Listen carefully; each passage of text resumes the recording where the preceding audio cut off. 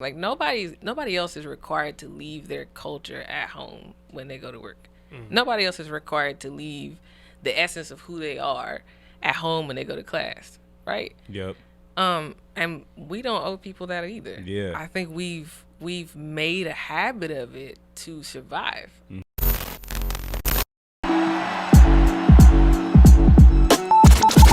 Yo, what up, what up? It's your boy Rabino. And this DJ in the building. And you listening to the UpNUp podcast. Yeah.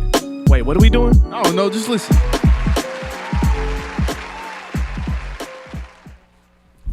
Yes. Welcome. What it do? Ladies and gentlemen, you're tuning into the UpNUp podcast. I'm your host, Rabino. And I'm DJ man. What's up, man? How you doing, boss? I'm good, you bro. Good? Yeah. Back in town? Yeah, of course, man. Yeah. You had a good weekend? Yeah, I had a great weekend. Yeah, man. A lot of basketball, right? Yeah. Yeah, hell yeah. Yeah, man. For the first time listeners, thank you for tuning in. Like I said, this is the UpNUp podcast on the UpNUp network. This is the podcast where we're focused on cultivating culture. We do that by providing amazing stories of individuals, groups, movements, hustlers, movers, shakers, right? People kicking down doors, coming through windows. I don't know, man. They're getting in the building though, right? All that, man. But appreciate you guys for tuning in if this is your first time. And of course, for the consistent supporters, viewers, not only of the podcast, but the UpNUp platform as a whole. Thank you guys. We call them family members over here, right? Shout out to y'all. We appreciate y'all for the support, and we're going to keep rocking with y'all, man. And, of course, if this is your first time, just to let you know, we always make a point to make sure we can provide our audience with a special guest, right? Every guest is special. Every episode is special. And today's guest, I would say, is a woman whose work and love for her craft displays what it means to truly come as you are, to further build who you want to become, right? I would say she's definitely a true culture cultivator who's keeping everything she's doing on the up and up. Another way to describe her, I like this term. I use ultra creative, right?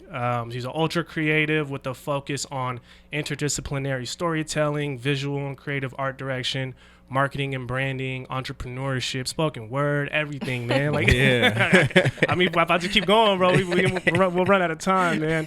But furthermore, you know, aside from the things she's doing, she's been able to lend many of her talents, designs, and visions to some of our favorite brands and platforms.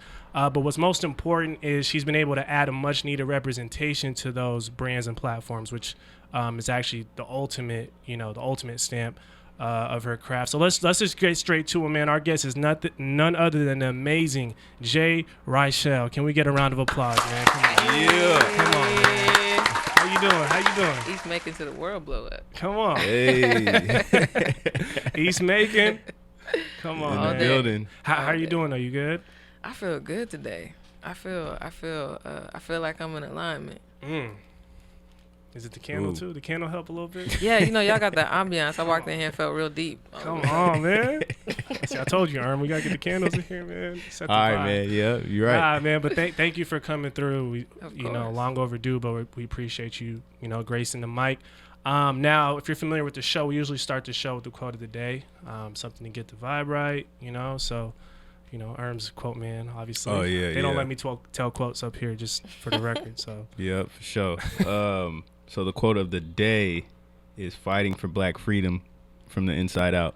I see what you did there. who's that by? Who's quote? Jay over here, man. I think this is the first time I did this. Yeah, no, that's I used a quote from the person on the show. So that's dope, man. I feel very good inside. It worked. Yeah. Run that back one more time for the people who are snoozing, please. All right. Please. So the quote is fighting for black freedom from the inside out.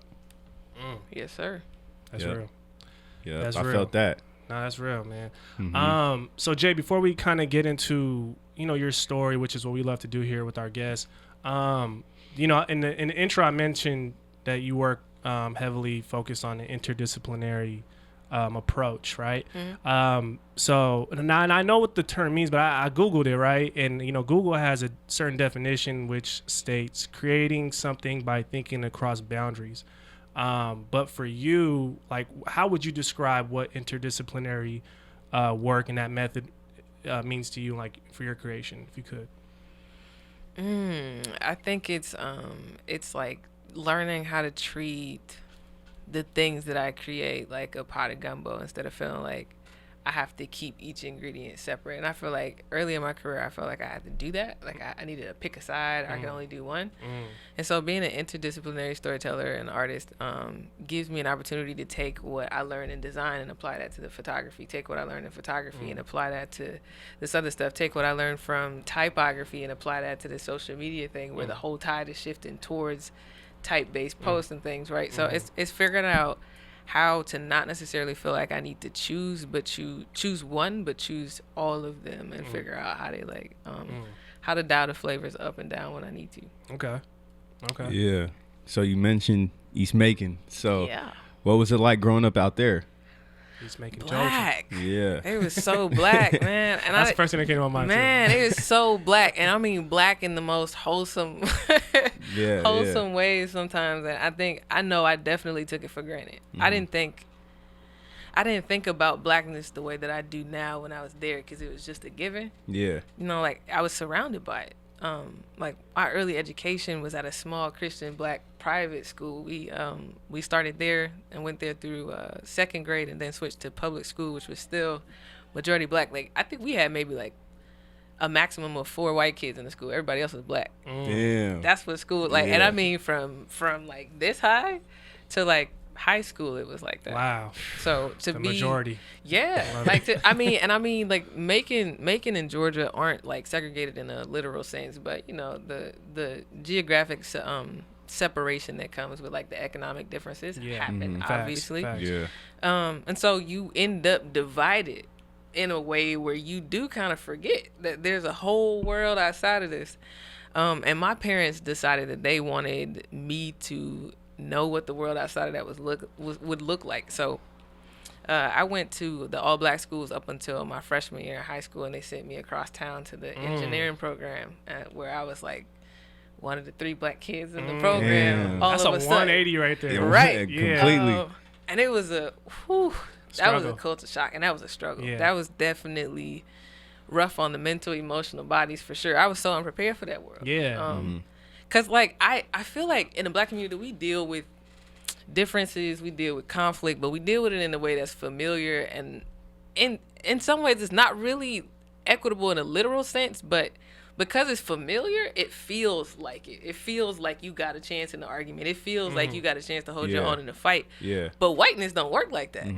And to be an adolescent, the first time that hit me in the face, coming from a place where like respectability politics kept you safe, kept you surviving, sent you home at night, it was hard to navigate. Yeah. And I think that I chose the buck that year.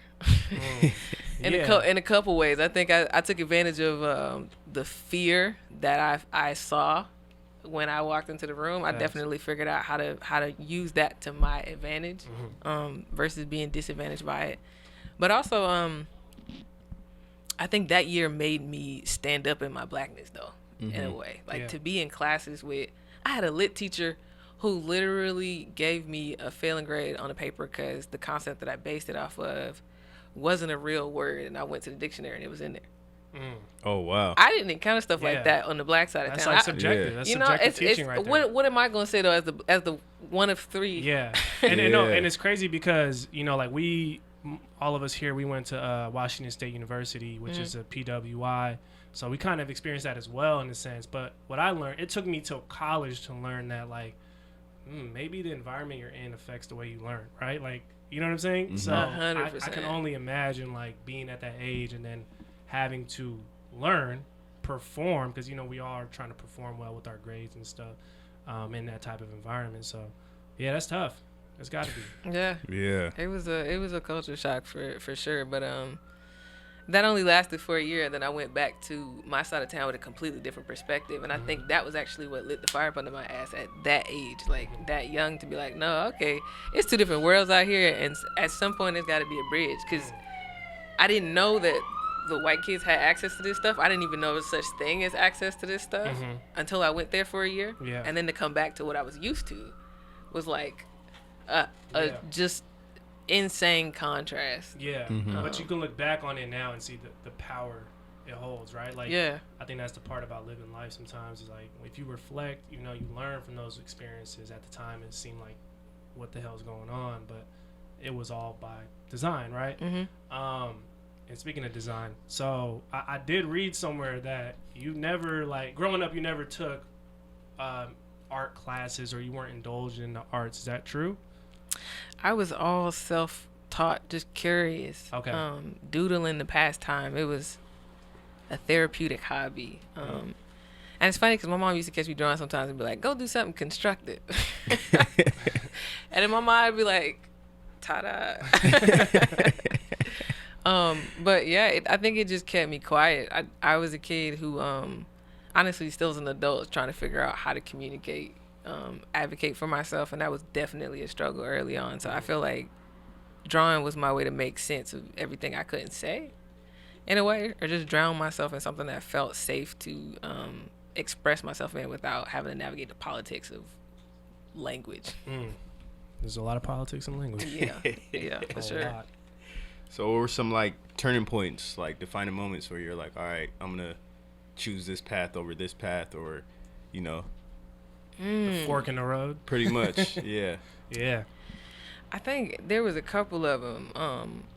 One, I was really struggling just mentally at the senior level high school year, but I didn't have the language or knowledge about what was what and what to call that or why that was.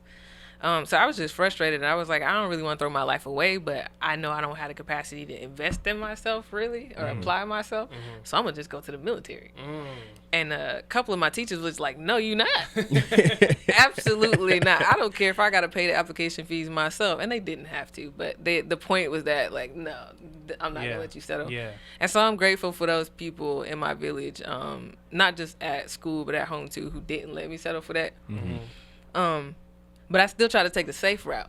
I went to college and I was like, man, I'm gonna get an MBA, do business. I don't know why black people just say they're gonna go to college and do business. Like that's such a generic, general statement that means absolutely nothing when you get to.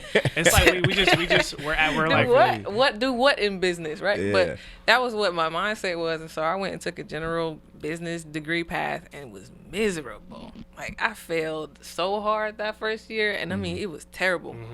So naturally, I ended up at a guidance academic counselor's office.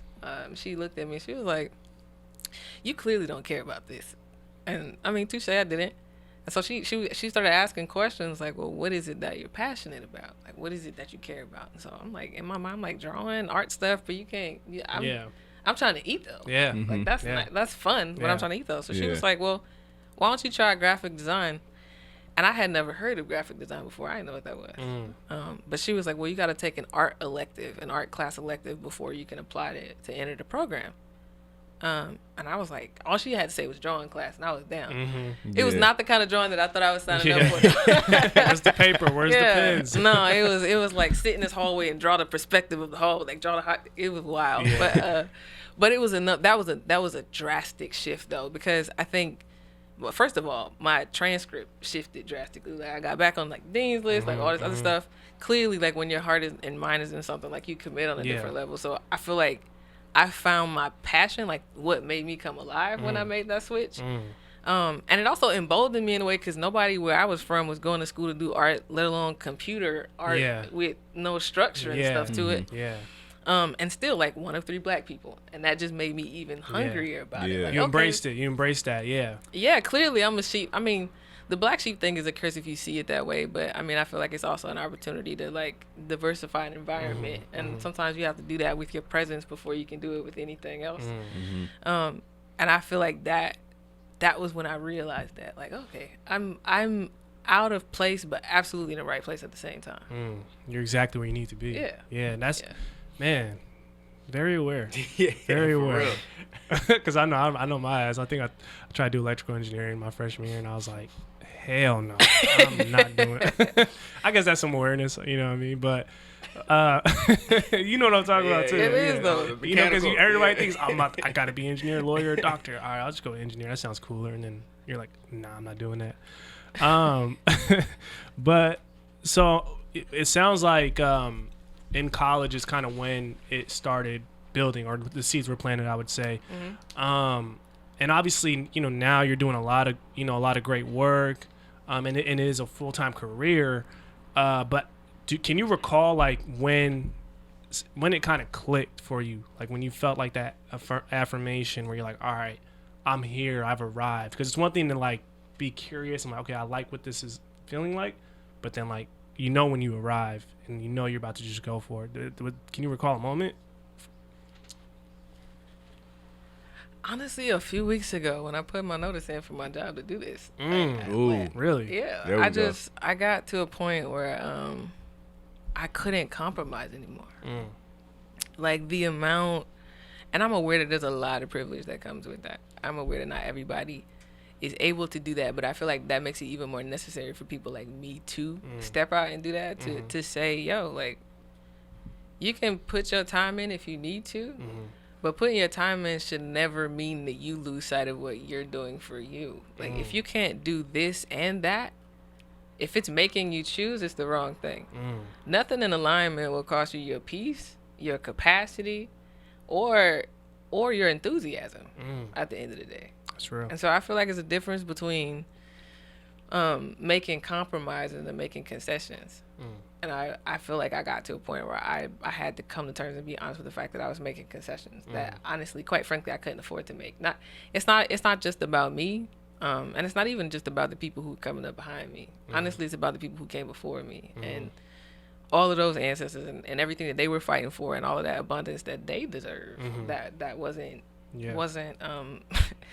properly relayed when it should have been. And so I feel like it's not just my birthright, but also my purpose and my life's work, and honestly my passion at this point to go for everything we owed and some more. I like that. Go for everything we owe. Yeah, bro. Is that a For t-shirt? real. You make that t-shirt yet? I mean, we no. got to. That's hard. I guess that's fall 2021. Come on. That's hard. So, That's dope. I mean, we were talking about how like you were one of 3 black people in like art class and stuff like that, and you know, we're talking about how we felt the same way like when we went to school. So, like, what kind of advice would you give people that are going through that? Because we talk about it all the time, like the imposter syndrome, like where you're like, am I in the right place, or like I don't think I'm supposed to be here, and then you kind of fall off a little bit. So how do you like, what would be your advice to like for people to deal with that? When's the last time you sat next to somebody who was Russian or Irish or Italian and you felt like they was trying to be less of that? When's the last time you saw like an Italian person be like, try to be less Italian at work, or Russian person be less Russian at work? Like nobody else is required to leave their culture at home when they go to work. Nobody else is required to leave the essence of who they are at home when they go to class, right? Yep.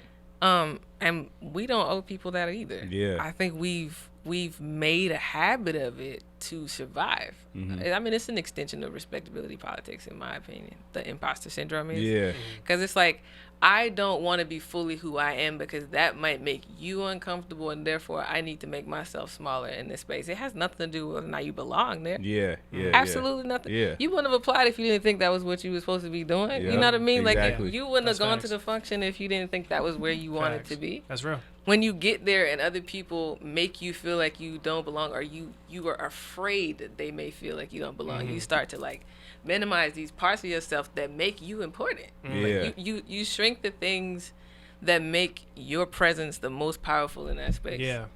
And honestly, it's over a projection. Nobody said anything to you yet. Yeah. It's your decision to walk into that office and act like they're doing you a favor. Yeah. If you show up at work and you act like they're doing you a favor, you created that dynamic. Yep. That's real. Right? You're right. That's real. If you flip it and you walk in there like you earned your spot, you went through the same hiring process, did you not?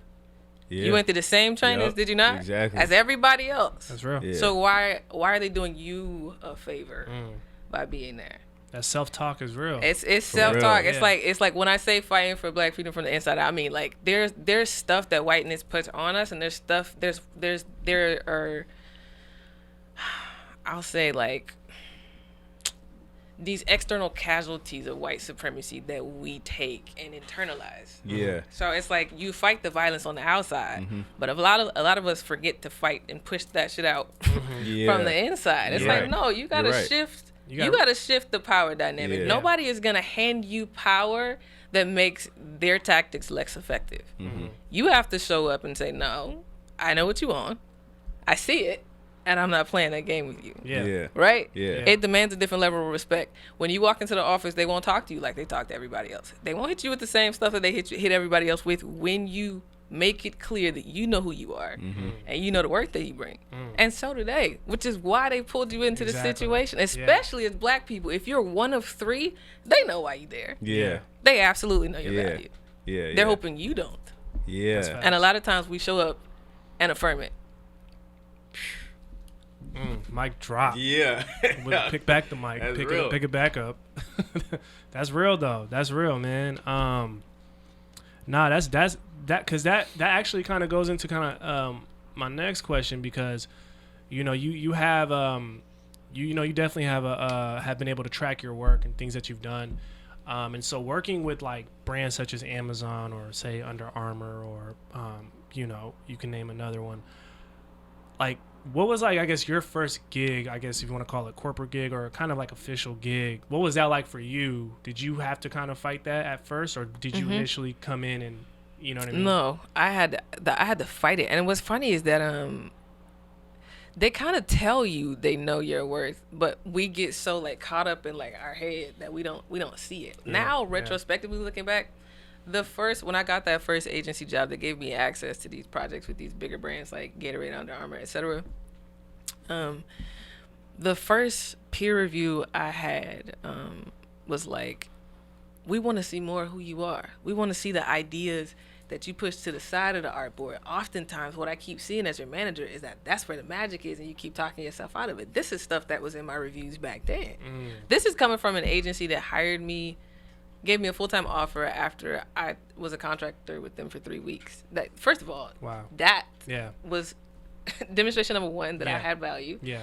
And then, this other conversation, demonstration number 2, I'm still at this agency acting like, oh, thank you for this opportunity. Like, I'm falling back in the back of their critiques every time I have a meeting. It's like, well, why aren't you talking? And it's because I didn't trust my voice. I didn't trust my value. I needed to see myself first.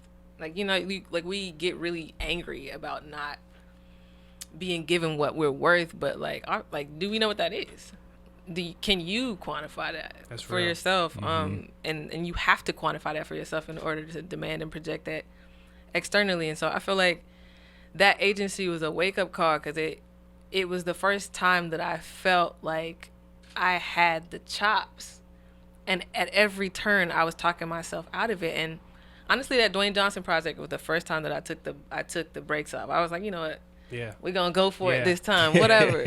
Whatever. And it was so wildly different from anything that Under Armour had done. And so I was like, man, whatever. They said they want to know what I think. This is what I think. I think we go hard left on everybody. Yeah. And it was incredibly successful. And I stood back after that and was like, I'm really out here playing myself. Y'all done started something. I'm really out here playing myself. Like, every time that I do push through that initial fear, because the other side of that is that we feel like we can't afford to be wrong. It's like, which is an extension of the respectability politics. If they've done me this favor, then I can't let them down. Everybody else on the team has a chance to learn, make mistakes. That's career development. It's trial and error to an extent. And we don't give ourselves that grace. And so I feel like that agency was a huge wake-up call in that regard for me to just be like, okay, I have something that everybody can see but me. And I need to figure out how to put myself in a position to see it too. See it first. That's real. No, especially because I think we convince ourselves that the margin for error is very, very small. And it is. It is small. Yeah. But we may be acting like it's way smaller than it really is sometimes. But also, like, you have to think about, like, what blackness brings to the culture, though. Our margin of error ain't the same as everybody else's. Facts. Our margin of error is, like, informed by culture and all these other things. And also, blackness is... The culture is the essence of adaptability. If we make an error, guarantee you're gonna find a way to finesse a solution, right? It's not like our error rate ain't even the same. There's not, like, we don't function on the same level that everybody else does because we've been conditioned for so long to overperform, to overextend, to overcompensate. That even when we make a mess, we're actually just putting ourselves where everybody else usually already is. So it's like you coming in with that mindset, even that your mistakes are wrong, it's putting you in the wrong position. Because you don't, when your teammates make mistakes, you don't quantify theirs that way. You don't question whether or not they belong at the table. Yeah. That's real. Wow. That's real. You might say, fam don't know what you talking about with this project. Yeah. But you don't go, he don't belong to work here. Yeah. But when you make a mistake, it's like, oh man, they're gonna think I don't belong to work here. Yeah. And Perspective is everything, man. It's undoing that. Yeah. For real. Damn. So I'm kind of curious about this too, because when I first heard the word creative, I didn't really know what it meant before I was actually like creating. So what's your definition or the way you view like being a creative, you know? I feel like creatives are just people who find a way to get it out. Yeah. I don't like, cause I mean, there's like, I don't think creatives are just about visual or sound or anything. It's literally just like the art of expression of releasing things, really. Whether you mean literally releasing art or literally releasing clothing or literally releasing music, or like just the emotional release of being able to go through a process with your hands and your mind and then find a physical, tangible thing or find something that you can exchange with like the larger audience. And so I feel like it's just making. It's the curiosity. It's the obedience to listen to the curiosity and follow it. Yeah, and that's and kind of back to your point about kind of knowing our worth, because I think as creatives especially, and that's why I mentioned, you know, you do a good job of tracking your work, and we talk a lot about that here. Is like, you know, knowing your worth is actually reflecting and tracking it and articulating your value, right? So what I noticed, even from like looking at your website, like you're very specific in how you articulate what value you brought to this project. You didn't just say, hey, I did it all. No, I'm gonna be real. I did this, and this is the value I brought. And can you I guess, do you have tips for like how creatives can go about tracking their work and articulating their value properly without kind of having to oversell themselves? Because I think that is also what may hold them back from feeling like they belong in certain spaces. You know what I mean? Yeah, for sure. I'm having to get better about it. I'm still learning, and I have mentors and coaches helping me figure this out and navigate it too. But I think it still goes back to not shrinking and not being afraid to say. Of course, you can. Honestly, I've been on teams with managers who said, I love this portfolio, but I have no idea what this person did on this project. Yeah, cool, it's cool work, but I have no idea. And if I have 40 portfolios and I don't know what none of these people did, am I going to go through 40 portfolios and be like, let me see which one looks the most? No. Nah. You're going to go to the person who said, hey, I did this, and then the people who did that, those are the people that you compare to. So I think it's when you finish a project, or even honestly as you're working on it, document what it is. Like what your intention is in the beginning. Like take communion, for example, as a branding project. At the very beginning, I talked to them in their living room and was like, yo, what do you want this to feel like? What do you want people to feel like when you get here? Like, figure out the intention, and like that conversation informed the entire creative development because I was able to set an intention and we were able to align on an intention. And I feel like when creatives have the capacity to do that, it makes the work more powerful, because then it changes the way that you have a conversation about it too, because you know why you're doing what you're doing from the start. And you can trace the project better. But being able to say, hey, I came into this project and I added cultural value to a creative development project in an industry where it typically nowadays really depends on the audience. Like, they cater to the audience more so than necessarily the founders and the history of the founders. But in this case with Communion, Christy and Damon's story is what makes Communion powerful. Their ancestry, their history, their Christy's path is powerful. Christy being a person who feels like home is powerful. That is absolutely necessary to do. And if you don't add that cultural work to the project, then you might have a nice logo, but nobody really connects with it. That's what keeps it. You feel that energy at every touch point. The energy that you start a project with is felt at every touch point. So the more intentional you can be about why you're doing things. It's not to say you can't decide that somebody's building should be neon green. Cool. You feel like it should be neon green, but say that you feel like it should be neon green because invisibility is a threat to the survival of blackness. Put it in a way that makes it make sense to an audience who's not in your head. Because Because that's the other thing about creatives. Like, we get passionate and arrogant about ideas, and we assume everybody can just pick up from point C and know what we're talking about. But these people ain't been in your head. They weren't in the dreams that informed this, or in the weed rotation that like That's led so to true. the whatever.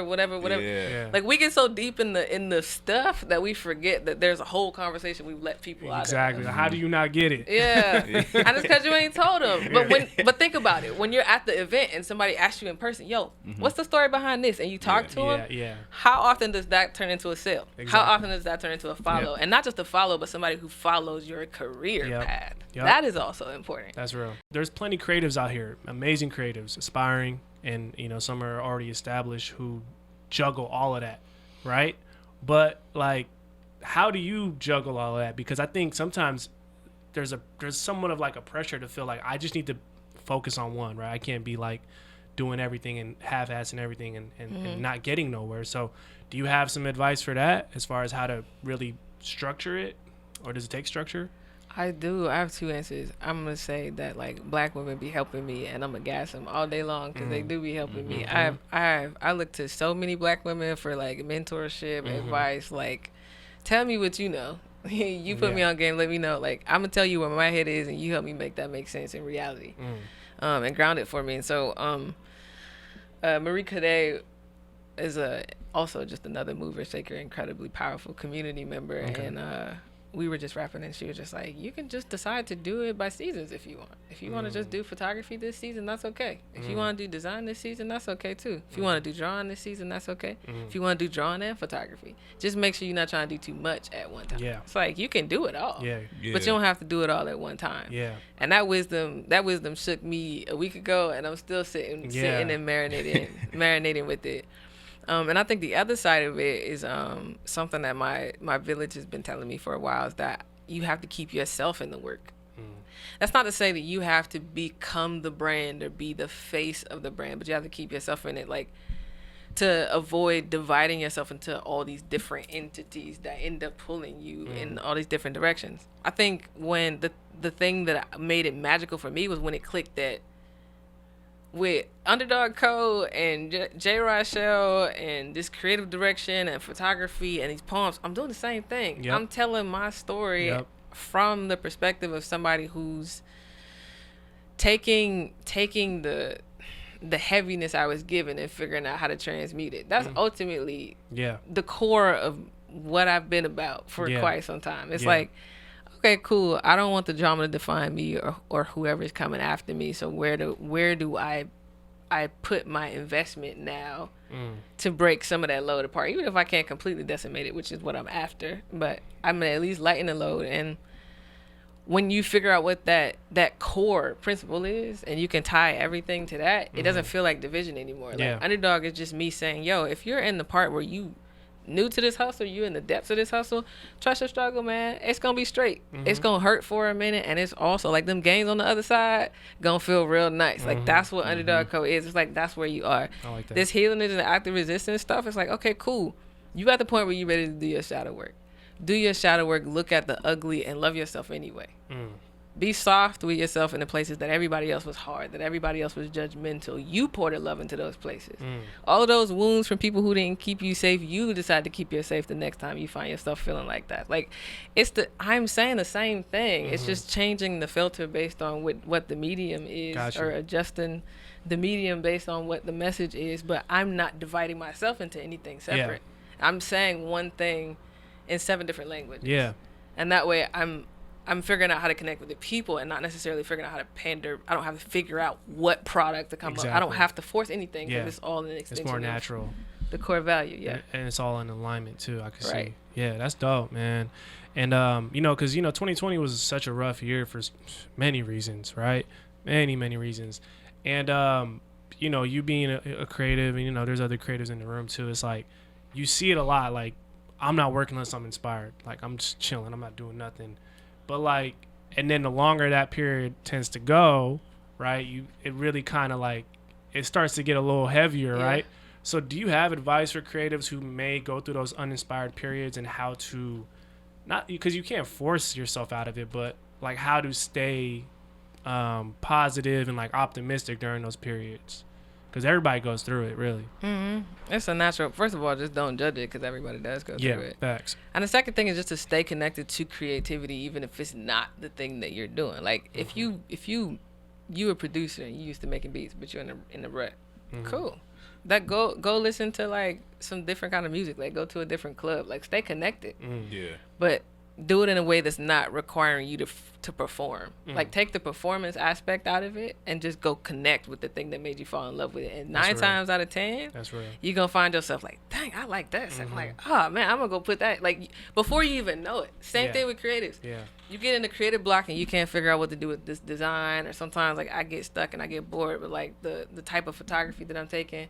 And I'll watch Netflix. I'll pull a random documentary up, and the way that they cut the shots, I'm like, yo, that's filthy. I'm gonna try that crop. Inspired. Like, you be ready to pull the camera out that night, right? So it's like I'm not making myself go take a photo, but I'm also engaging with the creativity that like keeps me thinking in new ways. It's the curiosity. I feel like writer's block is when you put like the pressure over the curiosity. And so like if you can disconnect from the pressure to perform and just go let yourself be curious about how somebody else made something, 9 times out of 10 like it's gonna spark your wires too. That's powerful. It works for everybody. That's power. I like that. Put the pressure of performance under the curiosity. I like that. Yeah.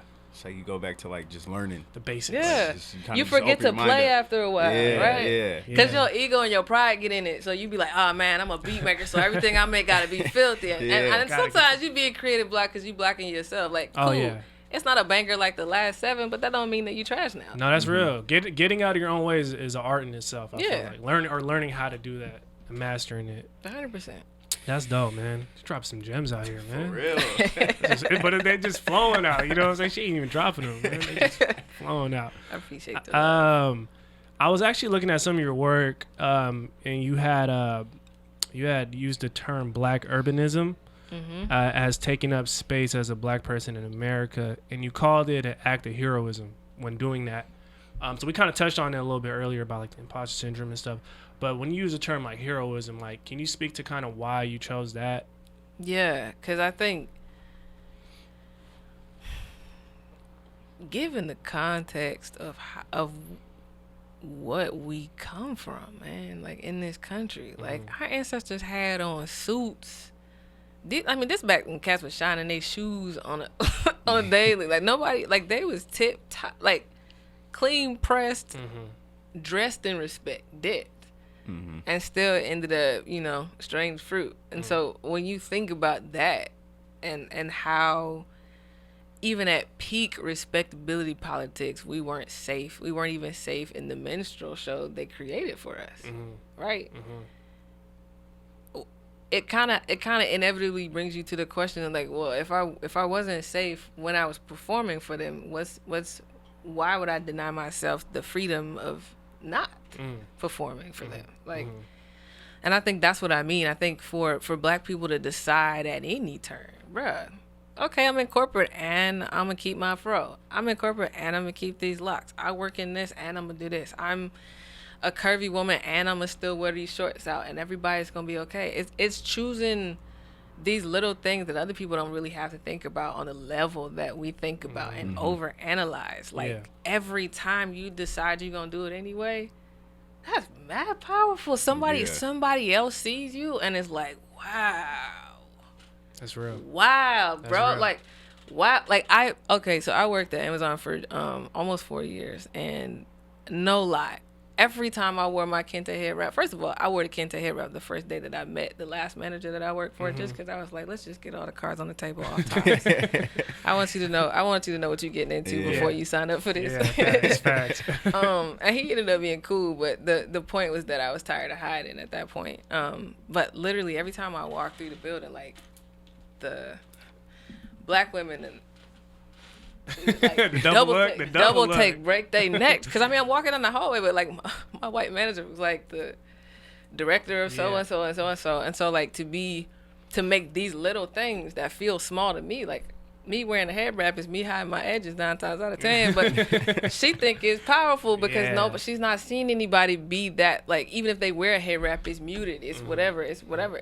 She might not wear a Kente one, but maybe she'll wear a navy one and still feel like she doesn't have to choose. Like it's it's that for everybody. Yeah. At every turn, in every way. It's picking something, one thing every day to not apologize for anybody. Unapologetic. If you walking down the sidewalk and white people are coming at you, don't move. Don't move. Yeah. Like if you were taking up your space, you're not bothering nobody. You're not obligated to move. Nobody else is. That's real. Nobody else is. Pick one thing every day to not apologize for, and that makes you a hero in a black body. Like we don't grow up in spaces often where we know we can walk outside 100% ourselves and everybody else gonna be cool. Everybody else, what we get is like, okay, you just looking like you look means that you're gonna have to deal with X, Y, E. Like we get the fear first. Yeah. We get the fear before we get the freedom. And so for me at this place, I'm like, yo, how do we get back to the freedom? How do we get back to the freedom before the fear? Because the fear still ain't saving us. The fear ain't keeping us safe. Yeah, that's real. It's making the life and the time that we do have more miserable. It's spending the time that we do have performing still for whiteness.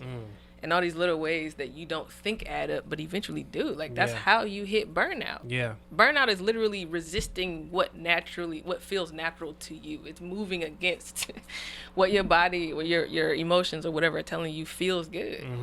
And navigating this white world don't feel good all the time when you have to edit in every single space for any given reason because somebody might, because if I'm too loud, if my radio too loud, if my whatever. Yeah. Why does that matter so I'm much? exhausted. We make it matter more too when we do that. Man. We do. It don't gotta be that. I just feel like at this point, if they're gonna get me, they're gonna get me, and I'm gonna go out as me fully. Yeah. I think that's what I'm gonna go out with my freedom. Yeah, Just everybody deep down wants that too, and it's like it just takes like this conversations like this alone. Yeah. It's just as powerful as the Kente cloth head wrap. Like, you know what I mean? So I love that though, and then that's why I brought it up because when I read that I was like, I get it, but I just had to get it from you. Of course. I just want us to celebrate ourselves. Like our survival is a miracle every day. Every day. Just the emotional toll alone. Like to get up and still do life every day and do it with so much passion and finesse and like beauty, like as we do. Yeah. And still feed the world at large. Yeah. That's real. A lot of it's cultural and intellectual influence. Yeah. With the weight that we carry. Yeah. And we can afford to take some stuff off. Yeah, and I think the emphasis on grace, which you mentioned earlier, is important too. Yeah. Yeah. We don't always gotta be like you know what I mean? We're always like very on edge as we should be, but I think when you do things gracefully, we deserve that too, Yeah. I think it's just a long process of softening. Like understand why you do these things. You don't need to judge yourself for it. It's not another thing to take on as a judgment. It's just an awareness to keep so that you do get closer to your freedom every day. That's real. Yeah. I think you really just like broke that whole quote down for me. Like the quote of the day that you got on IG, you really just broke it down. It's like even as you're talking, I'm like I could connect myself back to like times where I did do that maybe, you know what I'm saying? And like I didn't notice before. It was kind of like, okay, let's say I'm pulling up to my job and my music's all the way like just bumping and I just got to turn it down or something before somebody, and like just looking back at certain things, I'm like, damn, you're right. And that's where like the freedom comes from, when I could just be like, man, this is me, Yeah. So Not harming I don't know, nobody. it's powerful though, everything that you've been saying, so And the music be good too. that's what I'm saying. And what's cold, what's cold is they be listening to it. No lie. Part. So how we acting? No lie, we did one of the last team activities we did before the pandemic was we had a whole team activity where we had to do this thing, like 10-minute slides where you're supposed to tell something about yourself and everybody had to pick a theme song. So a team full of mostly white and Asian folks, and majority of them songs was hip hop. Yeah. So it's like, Yeah, come on. you turning exactly. the music down, and they blasting it in the presentation at the office. Yeah. On show and tell And then day. you act like you don't know the song. Yeah. Right. And now you got your head down. I'm not my head with y'all. You got your head down because you picked some corny song trying to be safe, and your white coworker blasting K-Dot. Come on, bro. Which is exactly what I did. Like even in that, I was like, I'm gonna pick a rap song, but I'm gonna pick a chill one. And somebody dead ass picked the song that I played, the song that I was gonna play initially, and I was like, and they look at For you real, like, yeah. Wow, fam. they're looking at you like, yo, step it up, man. And I'm like looking at them and looking around the room, and everybody else is like, I'm like, wow, fam. That's crazy. Yeah, man. But you know, that just goes to show like everything you were saying is true. You know, we just got to be us and just like do our thing. Like, man, this is who we are. You know, and not be afraid of that. So Yeah. you know, And it's only going to empower the rest of us, so then it's only going to become more normalized, and then next thing you know, it's not even an afterthought. We're just being, we're just existing and doing what we want. That's dope. I think that's the true freedom you're talking about right there. You know, so I was like, damn, all right, I feel that for real, because that's literally being free. You know? It's a turning point. Like, I think we see freedom as an end point, and sometimes it's freedom is the turning point. It's you starting to see, like, oh, wow, okay, cool. I don't have to do that. You know, it's like you don't have to shame back, like baby steps in this. Like all of us, I have an incredible amount of privilege that I acknowledge on a regular basis. Everybody didn't come from my position. Everybody didn't have the chance to get in corporate and hop around like I did. You know, like. But it takes the little steps. I took little steps to get there, and then I got a leap. Even if you don't get the big leap, still take the little steps. The freedom is in the turning point. You still just as free because you see more than everybody else do now. Because you can mess up and give yourself grace, and you giving yourself grace keeps your mind open enough to find the solution where everybody else is still spiraling because they stuck in the shame cycle. You can't solve anything in the shame cycle. So the freedom is in the turning point, like the awareness where you start to see your role in everything. And it don't mean that everything is your fault either. Awareness is not taking on the responsibility of whiteness or whatever. It's just seeing it. If you see an obstacle, you can move around it. If you don't see it, you can't. Freedom is in the sight. It's just seeing differently in these scenarios. So you can move differently in whatever way is safe at the moment. I love it, man. Preaching, man. Some game right now. We're being blessed right now. Yo, well, okay, now I want to touch on this because, you know, a very popular term, or phrase, I should say, is, you know, BlackGirlMagic, right? We hear that all the time, and it's, like, so amazing. And you being a black woman, I guess from your perspective, how would you describe what it means to embody BlackGirlMagic? Because I feel like everybody has their own way of how they see that. But for you, what would you say? Being authentically myself. Like, my womanhood is very queer, very genderqueer. That don't look like everybody else's womanhood. I think it's okay to look differently. I think the magic is in the authenticity. It's like, girl, be yourself. Be your black ass self the way you feel good being black. Don't edit that for these dudes. Don't edit that for your homegirls. Don't edit that for these people that you work for. Be authentically 100% whatever your black girl is. Like 100% that. Every little black girl needs to see that. Every little trans black woman needs to see an older trans woman being herself. Like that's important. Yeah. It's important for trans women to show up fully in their black girl magic. It's like not choosing. I feel like the respectability politics makes us feel like we have to make this rubric for everyone to conform to or like fit into or fit around or categorize ourselves based on. But that's just, I don't know. I reject the Western way of seeing things. Man. I feel like you can be 100% yourself, be 100% authentic. 100 people can show up and all of us still be black girl magic at the same time. And ain't nobody walking away with less magic because somebody else look different than me. And as a matter of fact, that makes it more powerful. That means that we cover more, that we understand more, that we can connect to more, that we can inform more, that we can contribute more. Like real. You contribute from your experience, and the more willing everybody is to show up fully in their authentic experience, the more we all learn and benefit. BlackGirlMagic. Yeah. Brought to you by Jimmy. Yeah. That's hard, man. Yeah, and so, well, we usually want to give our guests a chance as well. If you got any like things coming up or little announcements, or projects that you want to, people to know about. Do you have anything you want to share with people? I mean, it's hard. I'm still trying to get these.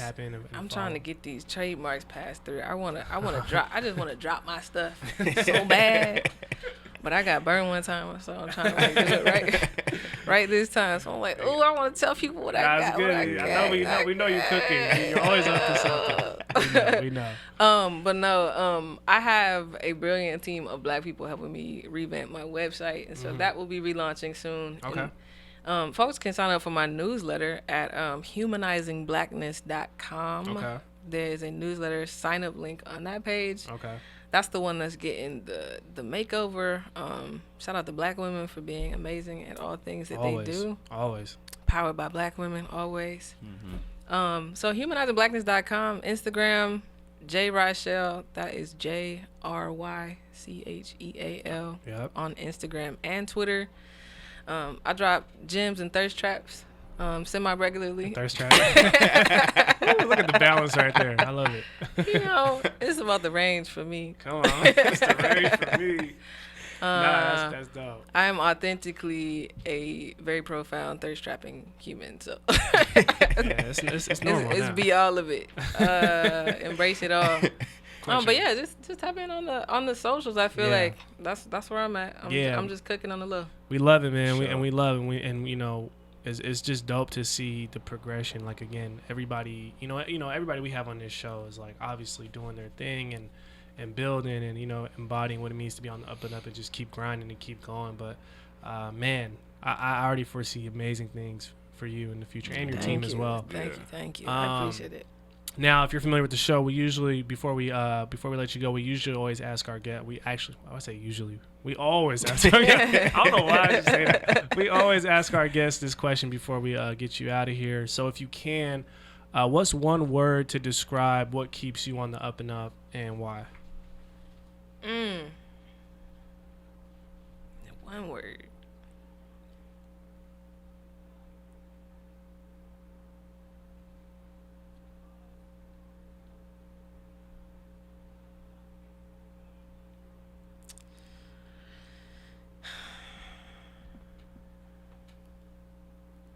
That's hard. It's hard to make it one word. I'm like, dang, I gotta distill it down to that.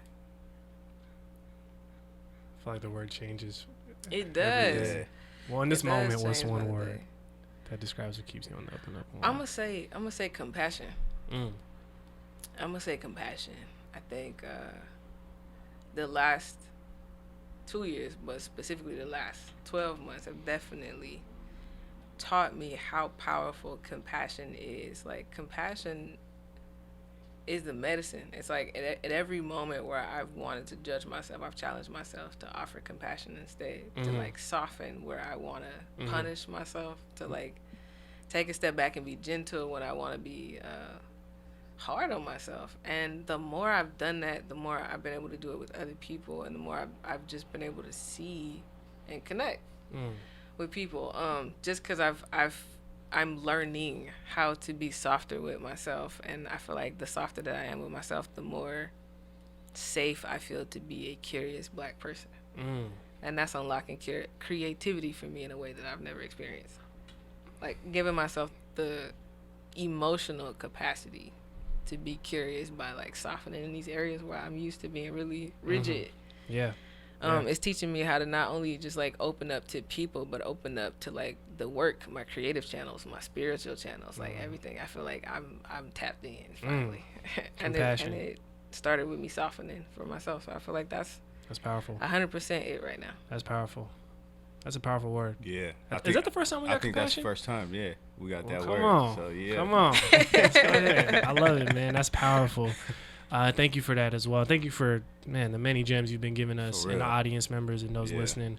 But yeah, man, Jay, like we said, you know, we wish you much success moving forward, obviously. Appreciate it. We know you're going to be doing amazing things. You got support with us always here at the Up and Up. Always. Big love. Yeah. Tap in always, anytime. And with that said, I think it's safe to say Rycheal is officially a member of the Up and Up. Can we get a round of applause? Hey. Thank you. Thank you, and I appreciate it. The love is very mutual. Yes. To continue supporting the podcast and the entire Up and Up movement, be sure to rate, review, like, and subscribe. As well as follow us at _the Up and Up on all social media platforms to stay connected with everything the Up and Up has coming your way. Thanks for listening, and until the next one, keep it on the Up and Up.